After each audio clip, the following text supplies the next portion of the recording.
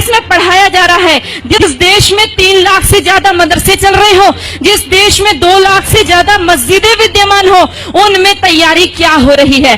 दिन रात बोल रहे ला इलाहा इल्लल्लाह, 5 बार बोलते हैं, 5 बार नमाज पढ़ी जाती है और शुरुआत इसी से करते हैं कि कोई नहीं है, ला माने नहीं है कोई भी अल्लाह के जैसा, और मोहम्मदुर रसूलुल्लाह अर्थात मोहम्मद ही उस अल्लाह का रसूल है। इन 2 के अलावा और किसी को हम पूजेंगे नहीं, मानेंगे नहीं।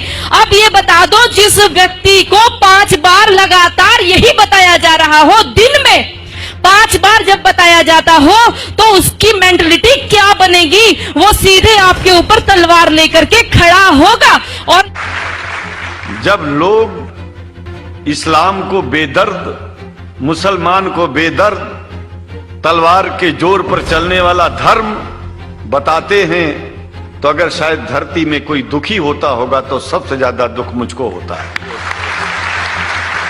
ये न सच्चाई है और न कभी ये सच्चाई हो सकती है। जिस इस्लाम ने पहला कलमा ही कुरान शरीफ का ये बताता है कि नहीं है इबादत के काबिल सिवाय परमात्मा के और कोई, ला इलाहा इल्लल्लाह मोहम्मद रसूल अल्लाह। भला आप बताइए, वेदों का रस निचोड़ करके मोहम्मद साहब ने परमात्मा की इबादत करके परमात्मा के पैगाम को एक ही कलमे में दे दिया। इससे बड़ा ग्रंथ दुनिया में और क्या हो सकता है?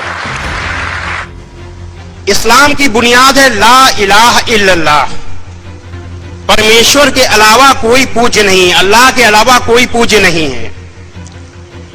ऋग्वेद जो सबसे पुराना वेद है, हजारों साल पुराना है, ऋग्वेद के मंडल 1 सूक्त 7 का 10वां मंत्र है, इंद्रम वो विश्व तस्मरी हवा महे जनेभ्या अस्माकम अस्तु केवलः।